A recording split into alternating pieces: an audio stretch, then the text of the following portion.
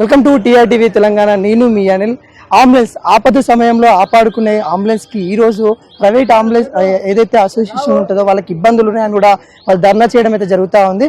So తెలుసుకుందాం వాళ్ళ యొక్క సమస్యలు ఏంటి, వాళ్ళు ఈ రోజు ధర్నా చేయడానికి గల కారణాలు ఏంటి అనేది తెలుసుకుందాం. చెప్పండి అన్న, మీరు ఈ రోజు ధర్నా చేయడానికి గల కారణం ఏంటి, అసలు మీకు ఎటువంటి సమస్యలు ఉన్నాయి? మాకు ప్రజెంట్ వచ్చేసి ఒకటే సమస్య ఉందన్న, అది రెడ్ అంబులెన్స్ అనే కార్పొరేట్ సంస్థ. ఆ కార్పొరేట్ సంస్థ అరాచకాలు చాలా దారుణంగా తయారైపోయినాయి. ఒకప్పుడు 5% కమిషన్ కోసం మాకు బిజినెస్ ఇస్తామని వచ్చిన సంస్థ ఇప్పుడు మమ్మల్ని నేను ఇంత ఇస్తా పోతావా లేదా అన్న పరిస్థితికి వచ్చింది. టోటల్ డామినేషన్కి తయారైపోయింది కంపెనీ మమ్మల్ని ఏంటిదంటే మమ్మల్ని వాడుకొని, మా వెహికల్స్ వాడుకొని మమ్మల్ని ఒత్తిపెట్టి, అంటే పిడికిలు బిగించి మాకు ఊపిరాడకుండా చేస్తున్నది. మేము తిండి తినలేని పరిస్థితి, మేము ఈఎంఐలను కట్టలేని పరిస్థితి, మా ఇబ్బందులు ఎవరికి చెప్పుకోలేని పరిస్థితులు ఉన్నాము. ఇప్పటివరకు ఏంటిదంటే ఎటువంటి గొడవలు జరగలేదు. ఎందుకు అంటే మేమందరం తెలంగాణ అంబులెన్స్ అసోసియేషన్లో అందరం డ్రైవర్ల ఓనర్లం అందరం కూడా అహింసా మార్గంలోనే నడుస్తున్నాము.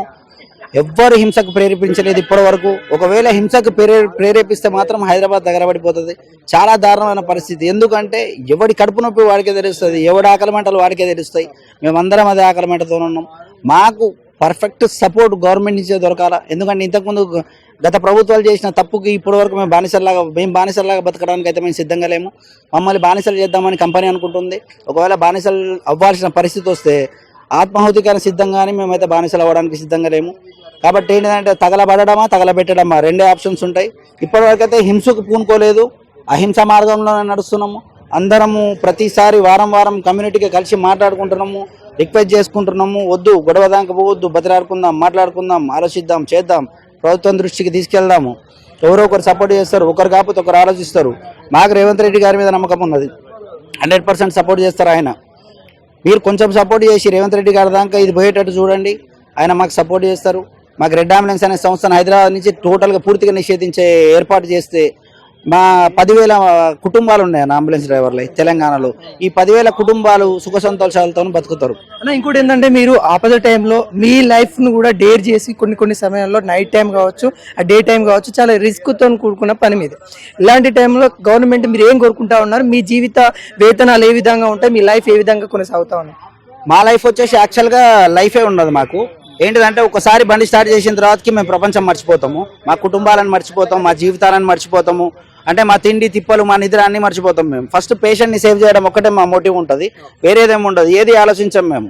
ఎదుటి ఎవరున్నారు, ఎదుట సీఎం ఉన్నాడా పిఎం ఉన్నాడా అని కూడా ఆలోచించాము. మేము ఫస్ట్ మాకు ప్రతి పేషెంట్ విఐపీ అన్న, ప్రతి పేషెంట్ విఐపీ కాబట్టే మేము సైరన్ వేసుకొని వెళ్తాము. అర్ధ గంట సైరన్ కంటిన్యూ వింటే చెవులు పగిలిపోతాయి, అయినా కానీ మేము భరిస్తుపోతాం. కానీ అది కూడా ఫన్గా క్రియేట్ అయిపోతుంది. ఇప్పుడు ఇష్టం వచ్చినట్టు కొంతమంది మీడియా మిత్రులు మరి ఆలోచించి మాట్లాడతారు, ఆలోచించకుండా మాట్లాడతారు, అర్థం కావట్లేదు. కానీ ఇష్టం వచ్చిన గాసిప్స్, అంబులెన్స్ డ్రైవర్లు ఇట్లా, అంబులెన్స్ డ్రైవర్ ఇట్లా అంటే సైరన్ వేసుకొని ఎవరైనా టైంపాస్ చేస్తారా? ఒక 15 నిమిషాలు కంటిన్యూగా సైరన్ వింటే విసుగొచ్చేస్తుంది అన్న. అట్లాంటిది ఒక పేషెంట్ని కాపాడాలంటే ఇవాళ మన హైదరాబాద్లో పరిస్థితి ఏంటిదంటే, నువ్వు సైరన్ వేసుకో, నువ్వు 10 మంది సైరన్లు పెట్టి ఒక్కడు పక్క జరగడు తెలుసా. ఇంకోటి ఏంటంటే, మీ మీద చాలా నెగిటివ్ కూడా ఇప్పుడు ఇందాక మీరైతే ఏదైతే అన్నారో చాలా నెగిటివ్ కూడా వస్తూ ఉన్నాయి. అంబులెన్స్ డ్రైవర్లు అట్లా ఇలా అని కొన్ని ఆరోపణలు కూడా వస్తూ ఉన్నాయి. అసలు ఏంటి, అసలు మీకున్న సమస్యలు ఏంటి? ఇప్పుడు గవర్నమెంట్కి మీరేం విన్నపించాలనుకుంటారు? ఒక పర్సన్ చేసిన తప్పుకు ఒక పర్సనే బాధ్యుడవుతాడు. ఒక పర్సన్ చేసిన తప్పుకు ఆ కుటుంబం బాధ్యత తీసుకోలేదు, ఆ సంస్థ బాధ్యత తీసుకోలేదు, ఆ రాష్ట్రం బాధ్యత తీసుకోలేదు, ఆ దేశం కూడా బాధ్యత తీసుకోదు. ఒక వ్యక్తి చేసిన తప్పు అన్నది ఒక వ్యక్తికి ముడిపడి ఉంటుంది. దాన్ని అంత సంస్థకి, రాష్ట్రానికైతే తగిలియలేరు కదా. అట్లా తగిలిస్తారు. ఒక వ్యక్తి చేసిన తప్పుని పనిష్ చేయండి అని అంటున్నాం మేమేం. పోలీస్ డిపార్ట్మెంట్ ఇప్పటివరకు పోలీస్ స్టేషన్ మెట్లెక్కింది లేదు మా యూనియన్లో ఎవరు. ఒక్కసారి కూడా పోలీస్ స్టేషన్కి పోయి ఎందుకు తీసుకొచ్చి సార్ అని అడిగిన చరిత్ర లేదు. ఎందుకంటే మా దగ్గర తప్పే లేనప్పుడు మేము పోవాల్సిన అవసరం ఏమున్నది మాకు. ఇదేంటిదంటే టైంపాస్ గాసిప్స్ రాస్తున్నారు. కానీ ఆలోచించాలి. ఎందుకంటే మీడియా మిత్రులకి కొంచెం సెన్స్ ఆఫ్ హ్యూమర్ ఎక్కువ ఉంటుంది. కొంచెం ఆలోచించి రాతలు రాసేటప్పుడు ఏంటి ఒకరి ఆత్మాభిమానం దెబ్బతినేలాగైతే మాట్లాడకూడదు కదా. ఇప్పుడైతే గత 9 సంవత్సరాల పాలన ఏ విధంగా ఉండి ఇప్పుడు రేవంత్ రెడ్డి పాలన వచ్చిన తర్వాత ఏమైనా చేంజ్ అయిందా మీ లైఫ్లలో? మాకు యాక్చువల్గా ఇప్పుడు రెడ్ అంబులెన్స్ పాపం తగిలింది లాస్ట్ పాలనలోనే తగిలింది. 7 ఇయర్స్ నుంచి స్టార్ట్ అయిపోయింది రెడ్ అంబులెన్స్ అనే సంస్థ. అది గత పాలనలో జరిగింది యాక్చువల్గా. లేకపోతే వేరే గవర్నమెంట్ ఉంటే ఆ ఇష్యూ జరగకపోతుండేనేమో మేబీ. రేవంత్ రెడ్డి గారి మీద అయితే నమ్మకం ఉన్నది మాకు 100%. రేవంత్ రెడ్డి గారి సైడ్ నుంచి మాకు సపోర్ట్ దొరుకుతుంది. రెడ్ అంబులెన్స్ అనే సంస్థని మొత్తము వేళ్లతో సహా పెగిలించి పక్కకి వేయాలన్నా రిక్వెస్ట్ చేస్తున్నాం మేము. ఎందుకు వాళ్ళు ఉండడం వల్ల మీకు ఎటువంటి ప్రాబ్లమ్స్ ఎదుర్కొంటా ఉన్నారు మీరు? అది కార్పొరేట్ సంస్థ మొత్తం రాష్ట్రాన్ని కబ్జా చేసే పరిస్థితి ఉంటుంది. ఏ కార్పొరేట్ అయినా కానీ మీ బిజినెస్ గురించి మీ గురించి ఆలోచించదు. ఏ కార్పొరేట్ అయినా ఫస్ట్ ఇన్వెస్ట్మెంట్ ఎట్లుంటుంది అంటే ఫ్రీగా సర్వీస్ ఇస్తామంటారు, తర్వాత వచ్చేసి ఒక పర్సంటేజ్ క్యాలిక్యులేట్ చేస్తారు. ఇప్పుడు సిచ్యువేషన్ ఏంటంటే డామినేషన్ స్టార్ట్ అయిపోయింది. ఇంత ఇస్తా పోవా ఒక 10,000 కిరాయి మాట్లాడితే 7,000 వాడు తీసుకుని 3,000 ఇస్తే ఏం మిగులుతుంది? 2,000 రూపాయలు పెట్రోల్కి పోయి 1,000 రూపాయలు ఏం బతకాలా? డ్రైవర్ బతకాలా, ఓనర్ బతకాలా, ఈఎంఐలు, ఇన్సూరెన్సులు, ట్యాక్సులు ఇవేమి లేకుండా బండి నడపలేము కదా. సో ఇది వాళ్ళకి సంబంధించిన చాలా బాధలు. ఇంకో కొంతమందితో అయితే మాట్లాడే ప్రయత్నం అయితే చేద్దాం. మనము ఒక అన్న వాళ్ళు కూడా ఉన్నారు, ఒకసారి మాట్లాడే ప్రయత్నం చేద్దాం. అన్న చెప్పండి అన్న, ఈ రోజు మీ యొక్క ధర్నా చేయడానికి గల కారణం ఏంటి? మీ డిమాండ్స్ ఏంటి? గవర్నమెంట్కి ఏం చెప్పబోతా ఉన్నా? గవర్నమెంట్ చెప్పేది ఒకటే అండి, మా అంబులెన్స్ మీద బాగా చెడ్డ పేరు వస్తుంది. బ్యాడ్ నేమ్ ఇప్పటికే చాలా మీడియాలలో కూడా చాలాసార్లు వస్తూ ఉంది. ఈ రెడ్ అంబులెన్స్ సంస్థ వల్ల మాకు చాలా చెడ్డ పేరు వచ్చేసింది. ఇప్పటికే వాళ్ళు మాట్లాడేది ఒక అమౌంట్, మాకు ఇచ్చేది ఒక అమౌంట్.